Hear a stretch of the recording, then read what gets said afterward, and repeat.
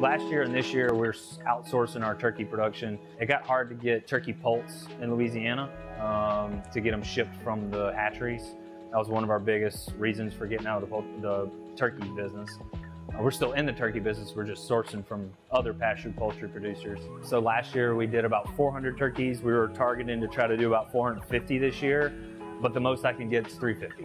So we're actually stepping back a little bit. And then those turkeys are just costing us more. So we are getting all of our turkeys from Indiana. That's the biggest pastured poultry producer that we can find to be able to source from. So we're going up there to get them from them. Good producer up there that we've been able to create a relationship with and have a good source of. But he was just honest with this year that he's going to produce less. So he's just scaling down. He was only able to offer us 350. In 2020, of course, his business model was kind of flipped on his head. He was heavily dependent on restaurant sales as like the main part of his business, which just disappeared. I mean, Chicago was his market for restaurants, and that market just disappeared on him overnight. So going into 2021, they made a big business shift.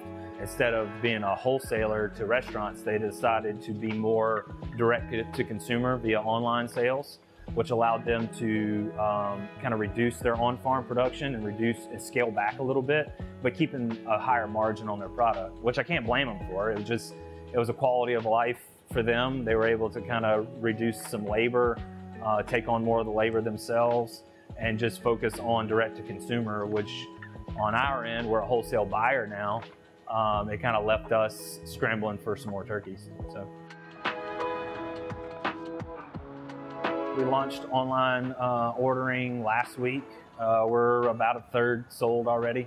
What are we, 3 weeks out from Thanksgiving? So we're about third sold 3 weeks out from Thanksgiving. We always see a pickup right after Halloween. Everybody is getting into holiday mode as they get out of Halloween. So it's starting to pick up. Protein pricing across the board is higher right now, probably 30 to 40% in some cases. We are paying more for our turkeys this year. And instead of sticking that directly to our consumer who's been with us for the last 10 years, we're just doing that incrementally. We probably could have afforded to go up even more than we did, but we're keeping it in a comfortable margin so people can still purchase the turkey they want this year and not just price them way out of the market. And on our end, to kind of make up on that, we're offering other things to go with it to try to get our spend per customer up. So we're doing the gravies, sides, desserts, our hams as well. We're seeing more people go towards a ham versus a turkey because it's a little more affordable to feed a crowd with a ham than it is a turkey this year.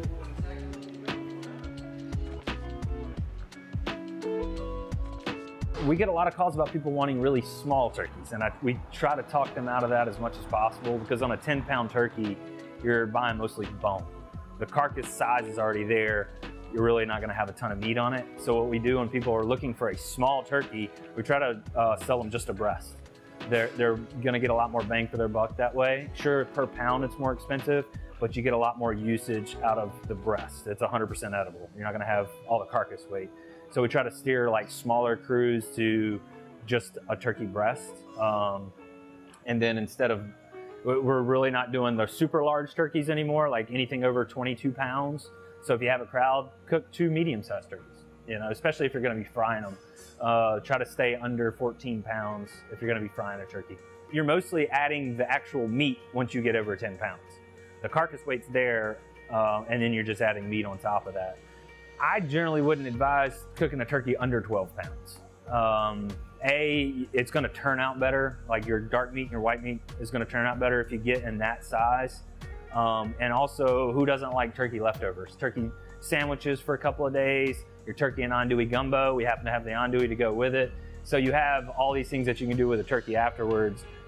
It's just going to cook a lot better once you get a little bit more mass on it than trying to cook anything under 10 pounds. Sure, a family of 6 would be fine with a 10-pound turkey, but your quality is going to be a little bit better once you get in that 12 to 14 pound range.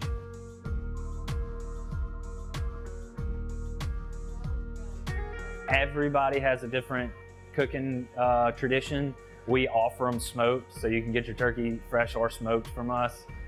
Just the oven-baked turkey is hard to beat in my opinion. And it kind of leaves you a little more versatility what to do with it afterwards, you know. So if it's roasted, it doesn't have the heavy smoke flavor on it, so you can use it in your gumbos and stuff. Frying was all the rage a few years ago. I don't particularly like a fried turkey. I feel like it overcooks the dark meat, which is my favorite part.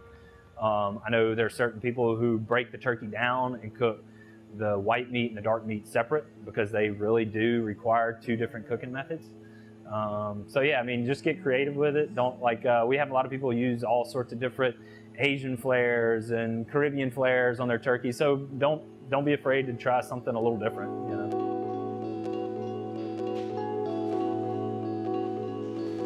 I know we're kind of a specialty product being a small supplier, but we're hearing even the grocery stores are running a little low this year.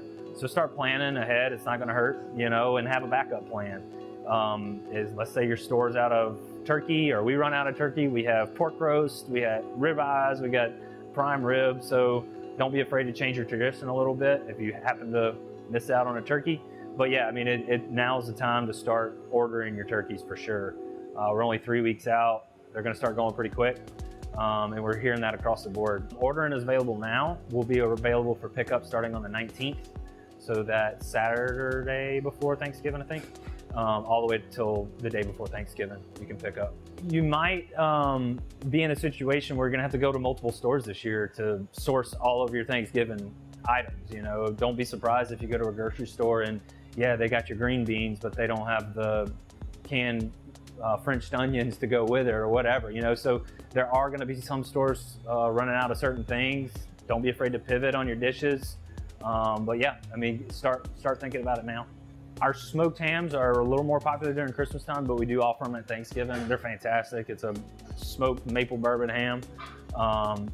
And some people just get it for the leftovers. You know, ham sandwiches a few days after Thanksgiving is really good. Of course, the ham, there's more edible parts on it. So you're getting about a 5 to 7 pound ham, but more of that is going to be edible on it. So bang for buck, you get a little more out of a ham.